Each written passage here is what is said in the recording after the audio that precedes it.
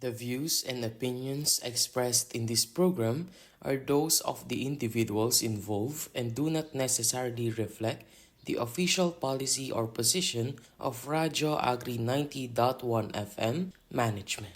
Technopeats on air, making waves where Bringing filming you the technologies latest in presented- post-harvest and mechanization, communicating technologies that matter to the farmers and fishermen. This is Technopeats on air, making waves for filmic technologies. Broadcasting live from DZDJ Radio Agri 90.1 FM, kasaganaan para sa... Okay, Good morning to all our listeners on air and online. And welcome to episode 16 of Techno Peach on Air, making waves for Filmec Technologies. Only here on Radio Agri 90.1 FM, kasaganaan para sa bayan. We are your program host, John Apaulo. And I'm Jet Subaba. We are bringing you the latest in post-harvest and mechanization. And we introduce technologies that matter to the farmers and fishers. Again, you're tuning in to Techno Peach on Air, making waves for Filmec Technologies. Good morning, partner. Good morning, partner. Ayan, kumusta? Ayan, dahil kanina ay maaga-aga, medyo umaambon. Tama ba, partner? Oo, maagang umulan. Actually, gusto ko Yes. sana mag-run kanina. Mag-run, Oo, dahil healthy living tayo. Oo, pero umulan. And we also would like to extend our prayer, Yes. syempre, sa ating mga kababayan sa Visayas Affected. na kasalukuyan na dinadaanan ng bagyong Tino. Tino ba? Hindi, Oo. hindi Tony, Hindi. Tino. Tino. Tino. So, we are extending our prayers na sana maging safe ang ating mga kababayan sa Visayas and Mindanao. Sa mga apektadong lugar dito sa Pilipinas. Oo. Gusto natin batiin ng good morning ang ating Director 4, Dr. Janicio G. Alvindia, our Deputy Director, Director Joel Vidator, all the members of the Management Committee and Executive. Execom, yan. Executive Committee. And syempre, lahat ng staff dito Lahat sa ng Filmec. staff. Hello sa mga nakikinig sa kanilang mga buildings sa staff. At syempre, ang ating mga masisipag na mga janitorial Yes, staff and guards on duty. guards on duty. Nandyan sa mga main gate, sa Yes, mga nakabantay, lobby. yes. Ayan, nakikinig sila ngayon. Hello po sa inyo. Konting ngiti para naman good vibes sa lahat ng mga Maliwalas ang ating Oo, morning. Kahit sumasalubong. gloomy-gloomy, partner. Yes, no? alright. And also, we'd like to say hello to all our listeners on air and online. Yes. So, kung kayo ay nakikinig ngayon sa radyo, habang kayo ay bumabagtas sa mga kalsada. Yes, oo. o kaya naman sa mga inyong mga bahay na sakop ng ating radyo, no, sa mga oras na Ating ito. frequency. Yes, oo. So, kayo din po ay patuloy pa rin po nakasubaybay dito sa Radyo Agri 90.1 FM, kasaganaan para sa bayan. Kung meron po kayong katanungan, maaari po kayong mag-text, ayan, or tumawag sa aming hotline partner, 0962 0962-119-7445. 7445. O kaya naman ay mag-message sa aming mga social media accounts at Radyo Agri 90.1 FM para sa Facebook, X, and Instagram. So, meron tayo sa lahat ng yan. At Yes, meron din tayong mga syempre. replays, di ba? Kung gusto nyong mapanood ang ating mga replays, So, maaaring mapanood yan ng ating mga episode, replace ng ating mga episode tuwing weekend. yes, Okay. weekend. So, i-type lamang po ang Radyo Agri 90.1 FM sa inyong YouTube at i-click like and share and subscribe. Pati na rin i-hit ang notification bell para updated kayo sa mga bago, mga latest na uploads ng Radyo Agri. Yan, partner. Yes. Kumpleto ang ating social media accounts. Oo, pagka hindi naman, nila mamimiss. oo, alam na nila yan. No? Oo. Especially yung ating mga Yes. taga-pakinig Pakinig. talaga. Masugid na taga-pakinig. Ayan, partner, ginagawa natin itong programa na ito para ipakilala ang Filmec Technologies.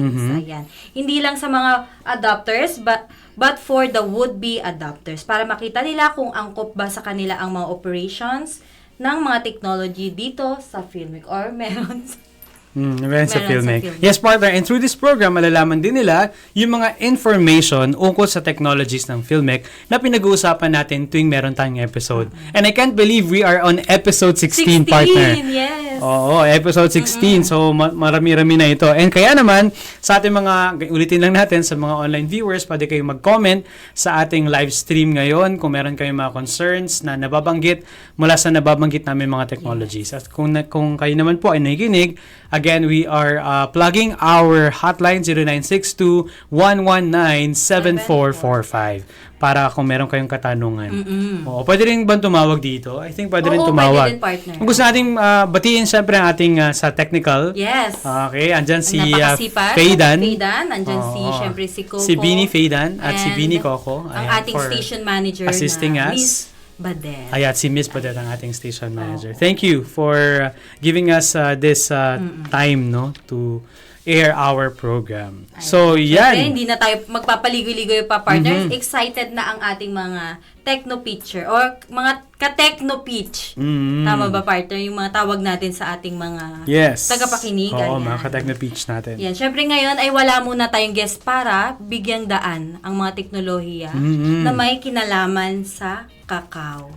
Ayan. Oo, magbibigay tayo ng briefly ng mga information. So, buong commodity ito. So, lahat ng mga technologies na developed ng Filmec for such commodity na babanggitin natin for today. So, yan po ay briefly madidiscuss natin. Pero in the future, ay i-invite natin ng mga developers mismo nito straight from the source, partner. Oo, para mas, kumbaga, i-elaborate, partner. Yes. Oo.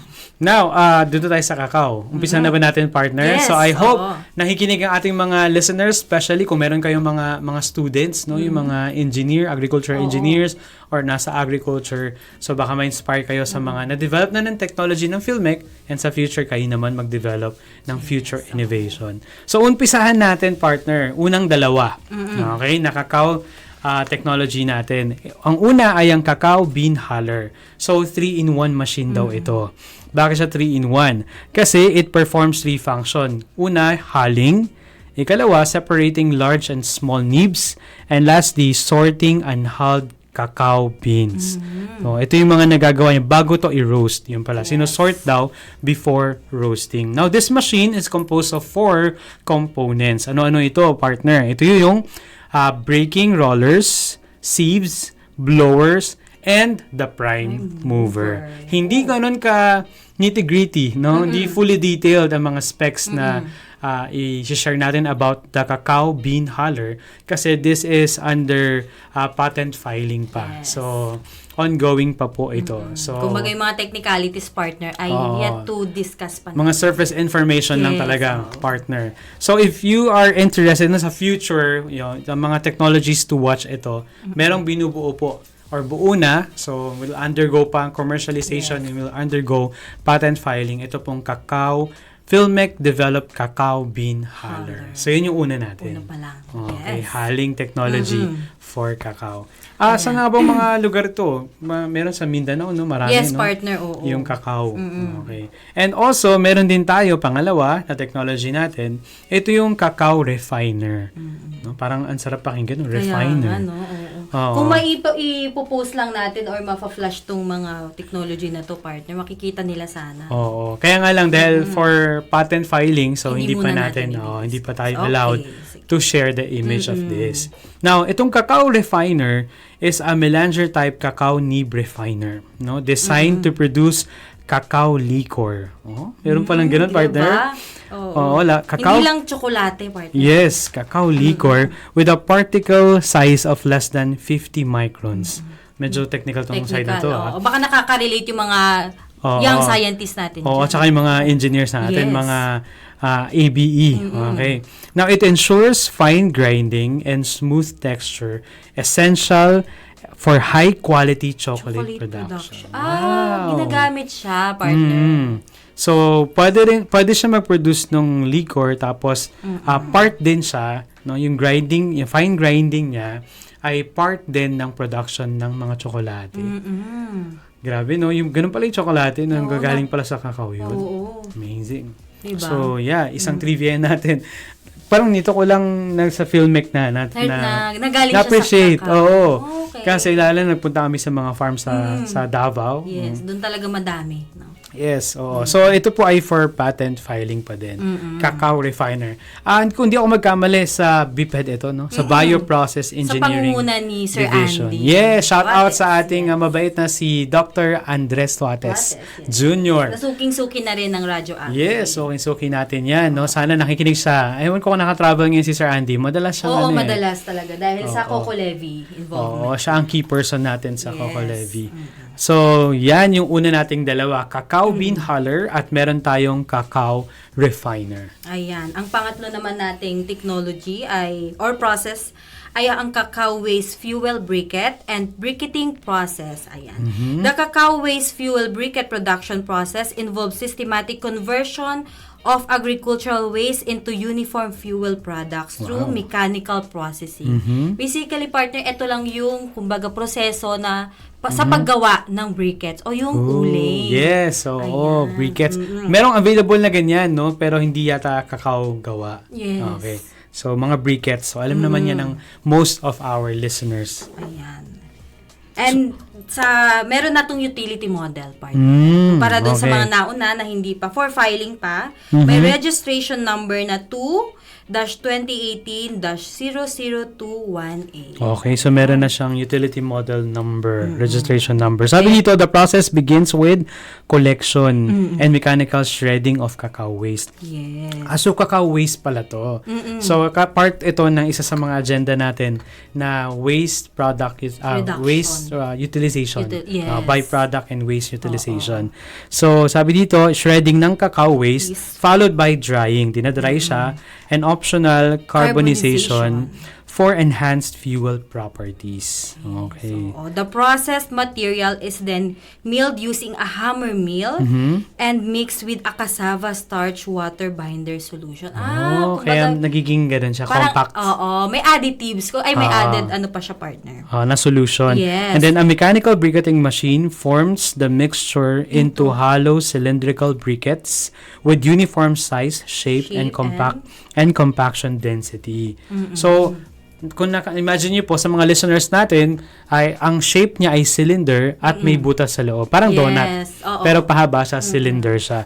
So ito po, ganito po yung itsura ng ating briquette na nagagawa mula sa waste, no? Itatapon na lang, partner. Pero nakukonvert pa. Yes, into something useful. Yes. Kung yung nakikita nating mga traditional na uling, parang wala siyang definite na form, partner. Yes, no? ito malinis. Ay meron. Malinis. Yes. Magandang tignan. Sa mga nagsasangyup, ganyan, may ganong business o mga grilling business. Yes. So, mas aesthetic to, no? Especially sa mga Gen Z. Oo. So, sabi dito, the finished briquettes undergo final drying on trays before being packed and stored in moisture-free, pest-controlled environments to maintain product quality and deterioration. Prevent deterioration. So, napakagandang breakthrough, no? Yes, pagdating sa waste utilization. At parang, partner, ito ay, I believe, hindi ito masyadong mausok compare sa ating mga traditional na ginagamit na uling. Okay, so maganda talaga siya, no? Parang aesthetic talaga siya, no? Yes. Okay, and some of the features, pwede natin basahin siguro. Pwede ba natin itong, yes, dahil naka-file na ito. Naka-file na Heating siya. value non-carbonized ng 3,216 calories per gram. Oo. Ayan, at meron ding carbonized na 2,882 calories per gram naman. For ignition time ng non-carbonized, 4.7 minutes. And ignition time naman ng carbonized are 1.8 minutes. Kung narinig mo kanina, partner, at sa mga listeners natin, merong optional na carbonization dun sa process. Yes. Pagka na-carbonize, ito yung, alam ko, ito yung black. Tapos na meron siya. din cacao naman na briquette na brown. So, Yes. dalawa yung nasa picture natin. So, yung carbonized naman daw, 1.8 minutes. So, mag-ignite na ng fire. So, isa naman ay medyo may konting katagalan, pero ganun din naman yung mga regular na uling di ba, partner? So, medyo magsisilaban mo pa, partner, di ba? Yes. And I think, partner, ito ay hindi ako magkakamali, pero i-search natin yan ng team natin later. Pero parang hindi siya nag-emit ng, hindi malaki yung emission niya ng mga carbon gas. Yes. Ito kasing carbon gas, partner, di ba? When we talk about environment, na natatrap ng mga carbon yung heat doon kaya nagkakaroon ng global warming. Yes. Yun. Kumbaga, factor siya. Yes, oo. So, Etong parang ating hindi- briquettes ay Oo. mas konti ang emission. Oo, search natin yan, partner, Yes. para hindi mo tayo magbigay Iklaro ng fake natin, news. oo. Oo. Ayan, meron din siya, partner, na boiling duration. Mhm. Ayan. Ayon sa pag-aaral, non-carbonized ay may 30 minutes na boiling So, duration. after 30 minutes siguro, mag-boil na siya. Ganun ba Yes, yun? oo. And carbonized naman na version ay may 32 minutes. Mas matagal ito ng 2 minutes. Kumpara. Okay. So, daily consumption, 1 kilogram per day for ordinary household. So, pwede kayong, makikita nyo, parang, pwede rin siguro pamalit na to sa mga petroleum gas. Ano ba? Petroleum gas ba yun? Yung mga gasul. Oo. So, pamalit na siya. Makakatulong pa din ito no, sa environment 1 pa din. kilogram. Kumbaga, ito, partner, siguro ang naging variable or testing nila ay yung common lang na mga niluluto siguro ng isang household. Yung dalas lang din, Dalas no? din, Na oo. morning, 1 kilogram, lunch, partner. and afternoon. Okay. So, yeah. And then, hollow cylindrical shape, yung nabanggit natin kanina. Ganun yung pagka-design sa kanya for efficient airflow and combustion. Mas Ayun, madaling meron pala masunog. explanation. Oo. And so, raw material, it utilizes agricultural waste, which is the cacao pod husks. Yes. Yung malambot yon kasi 'di ba partner yung para siyang ano ba yung shape niya ng parang malaking ano ba yung shape na yun, parang Kape rin. ano siya parang patulis yung Yes, dulo niya oo. na mapabilog. So yun pala ay ano yun Balat. pad yun o balat. Yes. So tinutuyo siya para maging magawa into briquettes. Kaysa itapon nga naman, partner, ay Oo. mapapakinabangan. So sabi dito, converts waste into renewable fuel Fuel source. source. Yun, renewable Ayan. fuel source. Meaning ito nga ay safe no para sunugin. Okay. Susunod naman, partner, ang cacao bean roaster. Mhm. Ayan, this is a drum type direct fired cacao bean roaster composed of 4 major components. Ayan, ang a roasting chamber, heat source, hopper or unloader, and prime mover. Ayan. The roasting chamber consists of a cylindrical drum with a diameter of 40 centimeter and a length of 60 centimeter. So it is made from food-grade stainless steel. So okay talaga siya for food processing. It is equipped with internal paddles To to ensure uniform mixing and even roasting of cacao beans. Ayan, kumbaga roaster siya. Cacao roaster. Oo, kasi kasama yun sa process sa paggawa ng mga tableya or chocolate. I-roast mo. Inine-roast talaga siya. Parang sa kape, no? So, ganun pala siya. Meron siya mga paddles para ma-ensure daw yung mixing ay uniform and even. Ayan, meron. Eto, partner, ang ating cacao bean roaster ay for patent filing pala. Kaya we cannot disclose no as Yung much mga as we can. technical. Yung mga specifics pa nito. Yes. Okay. So, under pa din po ito sa Bioprocess Engineering Division. Sa panguna pa rin ni Dr. Andy Tuates. Scientist yan. Yes. Scientist Oo. one yan. So, makikita niyo talagang kinakarir na niya tong cacao industry. No? Oo. Pag sinabing cacao dito sa Filmec, ay Sir Andy na yan. Yes. Okay. So, that is our, pang-ilan na yun? Parang fourth. Pang-fourth, ayan. Oo. Pang-apat na yan na ano. So, paano muna tayo ng kaunti, no? Para sa mga katutsunin pa lang, no? Sa ating pong program, sa ating pong Radyo Agri, kayo pa rin po ay nakikinig at nakasubaybay sa Radyo Agri 90.1 FM. Kasaganaan para sa bayan. 90.1 FM Filmec. Ayan pala. Yan pala yung kabuuan nung ano natin, name natin. 90.1 FM Filmec, kasaganaan para sa bayan.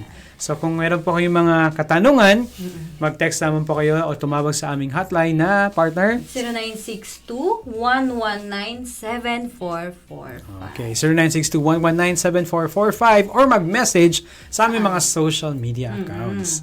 Dito lang sa Radyo Agri 90.1 FM, sa Facebook, X, and Instagram. Instagram. Ayan. Siyempre, para naman mapanood nyo ang aming mga replays na episode, maaari nyo pong mapanood muli ang mga nakaraang episode sa aming programa. Ng Diyan aming lang mga yan. program. Yes, Oo. okay. Sa Radyo Agri 90.1 FM, sa YouTube partner. Yan, mga ka-Radyo Agri. I-click ang like, share, at subscribe button, pati na rin ang notification bell. Yan, para updated sila sa mga latest uploads. At itong mga episode natin, partner, ay mapapakinggan rin nila every weekend. Oo. So, maaari kayong mag-tune in habang kayo naglalaba, no? Yes, Habang meron silang mga ginagawa on a Saturday or family bonding, isama nyo na palagi. Kasama na sa nyo na kami. sistema Oo. yan. Ang Radyo Agri 90.1 FM Filmec. Okay. So, tayo po ay nag-uusap pa rin tungkol sa mga technologies po na na-develop ng Filmec ukol sa cacao. So, most ng mga na-topic na natin kanina, i-recap lang natin para sa mga kakatune in lang. Kanina nabanggit natin ang cacao bean huller. Meron din tayong binanggit na cacao refiner. Ayan, meron din cacao waste, fuel briquette, and briquetting process. And syempre, partner, merong cacao bean roaster. Ayan. So, Ang most susunod natin. most of this ay magagamit talaga. Malaking potensyal na magamit ng ating mga cacao farmers. Yes. Ito, ang susunod natin, partner, ay may ano din to kinagamit din sa ano na to, pagtatanim ng cacao. Okay. Ayan, hindi lang cacao to Ang agricultural hand truck soil digger. Ayan, the agricultural hand truck soil digger was designed by Filmec and can be used for agricultural purposes such as preparing holes for planting various plantation crops. Ito yung nagbubutas, partner. Such as, ayan, banana, coffee, and syempre ang ating cacao seedlings. This invention can also be used for making holes for fences. Hindi lang pangtanim, partner. So, multi-use na siya, multi-purpose. Para sa mga bakod yan. Electrical poles and other construction or structures. Yes. The design offers easy settings for different hole diameters and depths based on the requirement of seedlings with their replaceable auger bits. Okay. Ayan. So, partner. multi-use siya. Kasi nga, partner, kami, meron din kaming malit lang din na lupa. Ang hirap din talaga Diba? Yung maghukay. magpapala, Yes. Yung paghukay nun, parang ang daming energy din eh. Yes. So, kung mechanized ng ganito, ang paghuhukay sa mga bukirin, masarap magtanim yan. Oo, Mas mabilis. madali. Mas mabilis. So, pwede na magsimula ang iyong pangarap na malaking plantation, halimbawa. So, that can be made possible through our agricultural hand truck soil digger. Etong agricultural hand truck soil digger, partner, parang pwede to sa small to medium na na mga production areas. Yes. Oo, tama. So, basahin natin yung mga specifications niya kasi meron naman na siyang patent. So, patent number niya ay 1-2024-050368 at meron siyang industrial design na rin na registration. Basahin mo, partner. 3-2024-051335.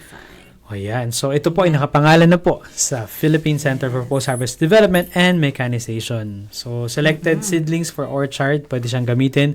That includes yung cacao natin na seedling. Ayan. Sa specs naman, partner, meron tayong 5 horsepower gasoline engine. Sa kanyang prime mover. Okay, gasoline Gearbox engine. na may 1 speed reducer. Wow. Siguro 20 sa mga is to 1 engineers speed natin. reducer. Oo. And then dimensions siya ay 900 millimeters by 1,100 by 1,360. Ayan.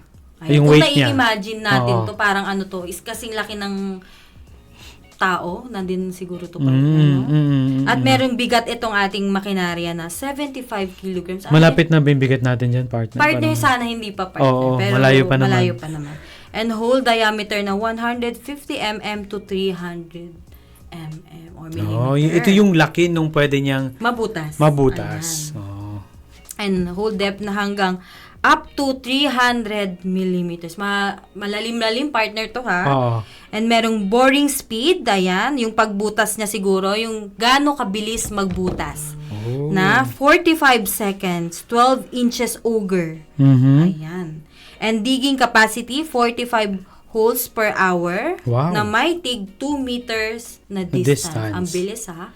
Okay. And boring efficiency na 88.31%. Yung whole diameter niya, sinerch ko, partner. Yes. Yung 150 mm pala ay nasa halos 6 inches. 5.9 Yes, inches. oo. So, 6 to 12 inches. Isang ruler yung Isang diameter. ruler, No? oo. Parang ganyan siguro. 1 foot yung luwang, Luwang. yung butas Kumbaga niya. ng butas. Tapos ang lalim naman niya ay, ano sabi kanina, ang digging capacity niya ay, ang hole naman niya ay nasa 300 millimeters. Ayan, parang isang ruler din, partner. Isang ruler din yung depth niya. Oo. Siguro inaral talaga nila na ito yung mga lalim ng mga seedlings na itinatanim. Ayan, Okay. yung mga banana, coffee, and cacao Alright. seedlings. So, Ayan, yeah. Sa ating mga features naman for use of land preparation or for planting, seedlings and orchard can be used in different types of soil from clay loam, ayan, to silty loam. Ayan. Yung medyo malagkit, partner. Oo. So, pwede hanggang siya. sa buhaghag. Kayang-kaya. So, digging stability even for rolling terrain up to 20 degree and replaceable yung auger bit size from 150 mm to 300. Ito yung pang diameter, yung sinasabi natin kanina. Ayan. So again, ito ay registered na ang kanyang registered na and meron na siyang patent and industrial design registration. Yes. So ito naman ay sa Agriculture Mechanization Yes, Division. sa AMD. Yes. Na pinangungunahan din ng ating Ni Sir Monch. Engineer Monch. Yes, Engineer Monch. Makaranas. Okay. Yes. So, aside from that, meron din tayo na nabanggit din natin ito sa last natin time. na ganitong Oo. session, no? Dahil ginagamit ito, partner, sa mga high-valued crops. Ayan. Multi-commodity din siya. So, Yes. might as well ibanggitin na rin natin ngayon for cacao. So, pwede din po ito sa cacao. Itong una muna yung unahin natin siguro yung mas malaki, yung greenhouse. No? Yes, partner. Yung greenhouse solar dryer with biomass furnace and multi-tray cabinet. Mamaya, discuss naman ni partner yung multi-tray cabinet. Yes. Ito pong greenhouse solar dryer with biomass furnace and multi-tray drying cabinets will enable small-scale agribusiness enterprises, including farmer cooperatives and associations, engage in processing of high-value crops and food products kaya ng cacao, no, to increase their production capacity and to consistently produce high-quality, naturally dried and food-safe products even during rainy periods. Grabe, partner, no? Walang hinto na production ito All year, kumbaga. because of this greenhouse. Tama. Two existing solar and mechanical dryers. So, meron siyang biomass furnace, partner. Okay, alam natin yan. Ang biomass furnace, bagamat nag-i-emit siya ng mga greenhouse gases, hindi ganun kadami. No? Yung ito yung sinusog na ipa, ganyan. So, siya ay nakakatulong pa din. So, environment friendly pa din siya. So, ang mga features niya, partner, ay ang it utilizes both solar energy and biomass energy. So both are safe to the environment. So if it's safe for the environment, it means it is also sustainable. Yes. So ano pa yun, partner? Ayan, Constructed and fabricated with food-grade material. Syempre, importante yan. Yes, para malinis and hygienic. Enclosed with high-quality UV-stabilized polycarbonate sheet. Ito yung high yung grade, nakikita natin na bubong ng ng greenhouse. ating greenhouse. Oo. At saka yung palibot na rin niya. Yes. So kailangan kasi ma-maintain yung heat sa loob. And syempre sa specs, partner, merong dimension ito na 9 9 meter by 13 meter by 3.5 meter. Oh, malaki. din. Malaki din, Yes. oo. And mean drying temperature na 45 degrees Celsius or yung average siguro ito, partner. And then, ang maximum niya is 65. 65 degrees Celsius. Ayan. Meron din, partner, itong ating greenhouse solar dryer na 2 bed dryers and 3 cabinet dryer. Ayun. And biomass Nas furnace. furnace heat. And ito ginagamit sa cacao. But maliban sa cacao, partner, nagagamit mo din ito sa coffee, cassava, chicha corn, o cassava chips, chicha corn, and dried fish. So, multi-commodity siya. Nagagamit siya sa iba't ibang commodity. And ang ganda niyan, ito po ay may intellectual property under PhilMec. Ito yung 1-2016-000450. So, yan ay gawang PhilMec na. Nakita na ako ng ganito, partner, Yes. sa Davao din. No, cacao ang tinutuyo nila dito. Tamang-tama sa topic natin.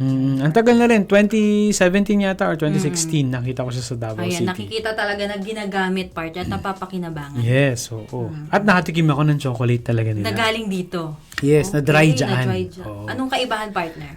Hindi ko masabi, pero Bilang hindi naman tayo back chocolate. then, back then siguro good na rin for us starting. Yes. Maganda na yung quality.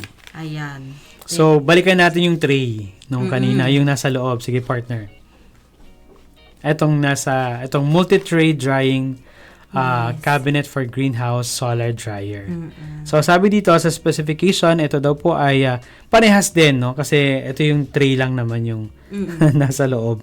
So constructed and fabricated with food grade materials and so yun. Okay, so yun lang din pala yun. Okay, yung tray. Yung tray po, ang specific dito ay food grade materials. Ayan, importante yan, partner. Sa lahat ng dinidevelop ng filmmaker. Oo. Kasi, pwede kasing ituyo yan, partner, sa labas. Kaso, dadaanan niya ng usok, no? Ng mga iba't ibang magiging cost ng losses, post-harvest losses. Importante na safe, partner. Yes. At yan naman ang talagang, panata ng Filmic, no? To save losses, to maximize yung productivity, and improve yung quality of life. That's how we transform the future of Philippine agriculture. Yes. Okay. Ayan, susunod, partner, ang cacao refiner. Okay. I think nabanggit na natin kanina yan, yung refiner. Ay, okay, Oo. partner. So, ang last na natin ay Ang biodegradable fruit bag for high-value crops. Oh. Ayan, ginagamit din yan. parang sa mangga rin to, no? Oo. Yung yung Oo, kino-cover. kung familiar ang ating mga karadyo agri sa mga pinantatakip sa mangga, Mhm. pagpahinog na, tama partner. Yun lang din to. Parehas din. Oo, pero ito ay pero- biodegradable. Fruit bag. Sige. Ayan, galing ito nga sa BIPED or yung Bioprocess Engineering Division. Yes. Na pinangungunahan pa rin ni Scientist 1, Dr. Andres Tuate. Grabe, sikat na si Sir dito sa program natin. Oo. Dapat ma-invite na natin siya next time. Yes, partner. Suki siya sa I believe sa Coco Levy, sa Oo. CFIDP. Sa mga Coco staff Talk. sa mga staff niya na nakikinig, no. Ini-invite namin si Dr. Andy sa susunod nating mga Ayan, we are excited na ma-invite siya. Grabe, ang dami niyang inventions, ha. Yes, oo. Sige. Yan, BIPEDS or yung sinabi ko kanina na biodegradable fruit bags addresses the need for an environmentally friendly substance or substitute to conventional plastic use without sacrificing the integrity of material during the rainy season. Oo. So, kasi nga, pagka plastic, kahit umulan, safe yung Safe mangga lang. mo. Kaso, or yung kakao mo. Pero pagka biodegradable nga, maaring baka malusaw naman. Pero parang pinag-aaralan na rin yata, partner, na parang kaya niyang Oo. Sabi naman dito, it can sanggain. withstand, no? It Yes. will withstand even yung rain during rainy season. So, ano pa yung mga features nito, partner? Ayan. Sabi dito, it's made up of synthetic biodegradable polymers and naturally occurring organic material reinforced with nanotechnology. Talaga Grabe, naman. ah. Sila lang ang may alam, partner. Very technical Oo. technology. And susceptible to fungal growth and digestion when grown in nutritionally Nutritional. ayan, inert, solid, and liquid media. And then, Soluble in water, does not contribute to the current microplastic disaster. Ayan yung in-address talaga nila, partner. oo, kasi nga, di ba, ang plastic talaga, it takes years. Yun yung traditional na ginagamit ng ating mga farmer, di ba? Oo. Saka lalo na pag yung mga ganyan, yung mga plastic, nakaabot pa sa dagat, Yes. kawawa yung mga, Oo, yung ating natin. mga marine life. Oo, tama. Biodegradable in compost as confirmed by conversion of material into carbon dioxide. And then soil burial field testing shows nearly 50% weight reduction after 17 weeks of being underground. Grabe, ang bilis ng kanyang deterioration. Yes. And physico-mechanical properties compared to commercially available non-biodegradable and biodegradable fruit bags. Okay. Comparable siya sa mga nabibili na non-biodegradable. So ikaw na nagpo-produce, no, sa mga cacao farmers natin, it's one thing kasi na kumita ka. It's one thing na you earn from farming, but it's also another thing that you think of our earth, our only home. Yes. Because sabi nga nila, we cannot have a backup plan. Because if we have, if hindi mag-work yung plan natin, then we really failed. And there's no backup plan for. There's no other home than this earth. So yeah, even in agriculture, Filmic is very, very ano pa tawag doon? Dedicated. Yeah. At saka yung ano tawag dito? Basta very sila, hindi ko makuha yung tawag term. Passionate? Yeah. Somehow passionate. And tinitignan talaga na they consider yung environment. Yes, So we do lahat. not just mechanize here, no? 'Di ba? Miss Jonna, we also think of the environment. Ang dami ng considerations ng Filmec, no? So most of these technologies on top of that are gender friendly. Oo. Yes, kasi isa yan sa mga commitment din natin, no? Na babae man o lalaki o Ang ano man gumagamit, yes. maaari po itong magamit. And most nung ating binanggit kanina, no, kung titignan niyo po siya, kaya siyang paandarin ng babae man o lalaki. Yes. At pwede siyang gamitin kahit yung biodegradable, di ba? Oo. Kaya naman ilagay yan. Yung mga technology generator natin dito, partner, ay talagang kinukonsider nila talaga ang ating mga kababaihan. Oo. So, yun yung mga ano nila, yun yung mga considerations natin dito sa film. Sa pag-develop ng technology. Oo. So, ito po ang ating mga technology pagdating sa cacao. No, isang commodity na promising din, no, para sa atin. Kita mo, Okay. isang commodity pa lang, pero ang dami partner, no? Ang daming available at soon to be available na rin sa market ng mga Okay, meron tayong mga Ayan, meron hello, ba mga hello pa rin sa katanungan? ating mga nakikinig sa atin sa Radyo Agri 90.1 FM at sa mga nanonood sa atin online. Yan. Ayan. Sa mga gustong may katanungan, ayan, pwede po tayo mag-comment sa comment section po. Yes, kayo pa rin po ay nakikinig at nakasubaybay sa Radyo Agri 90.1 FM, Filmec, kasaganaan para sa bayan. Kung mayroon kayong mga katanungan or mag-text naman po kayo or tumawag sa aming hotline na 0962-119-7445. O kaya naman ay partner mag-message no? Sa ating mga social media accounts. Nandyan ang at Radyo Agri 90.1 FM. I-search lang po yan sa Facebook. Meron din po tayo sa X. And syempre, sa ating mga medyo trendy na Karadyo Agri, ang Instagram. Oo. Ayan. Syempre, para naman po sa aming YouTube replays, mapapanood nyo po ang aming mga natapos ng episodes sa Radyo Agri 90.1 FM. Ayan. Alam mo ba partner, konting trivia lang. So medyo nagawa tayo ng konting search lang. Yes, partner. Okay, ang cacao situation sa Philippines is characterized by global demand and potential for growth. So meron siyang potential for growth. But it is constrained by different challenges and issues. Isa na dyan yung low productivity. Okay, so the average farm yield is below the target and many trees are aging. So, yan. So, yan pa yung mga future na pwedeng i-address. Hindi lang naman ng Filmec, but other agencies under the Department of Agriculture are also addressing this situation. And isa pa din dyan yung pest and diseases. So, isa na nga na isang parang isa na antidote dito na ginagawa ng Filmec para maka-cope up tayo sa mga pests and diseases. Ito nga yung biodegradable fruit bag. Ayan. Para hindi masira ang ating mga production at tumaas yung productivity. So, incidences of disease like vascular streak dieback and pod rot limit production, and pest control methods are often chemical-based. Ang alam ko dito, meron din ginagawa ang ating director na related dito in curing or addressing yung mga diseases for cacao. Oh, maalala mo ba? May mga ganun siyang mga ano. So, talagang kasama tuloy-tuloy, yan. partner. And then, inconsistent quality din. So, isa rin sa mga ina-address natin yan dito sa bansa. And supply chain, no? Improvement. Okay. So, I think, pwede itong ina-address or i-address din ito ng ating isang division, yung CIPERD. And then, high production costs. And then, environmental challenges. Kaya nga kanina, kahit yung nakita mo yung pinapromote po namin kanina, yung greenhouse solar dryer. So, ito siya ay pwede, no? Mag-function, makapag-dry ng ating mga cacao. All year round. All year round, whether rainy season, o kahit man gabi, partner. Oo, partner. So, yan ay pwede tayong makapag-dry. Pero may mga opportunities naman and initiatives. Una dyan yung strong market demand. Globally, mataas ang demand. Kasi, who would say no for a bar of chocolate, Yes, di ba? partner. Favorite na yan ng karamihan. Yes. And also, government and private sector collaboration. So, meron nga tayo, you can search it on the web, yung Philippine Cacao Industry Roadmap.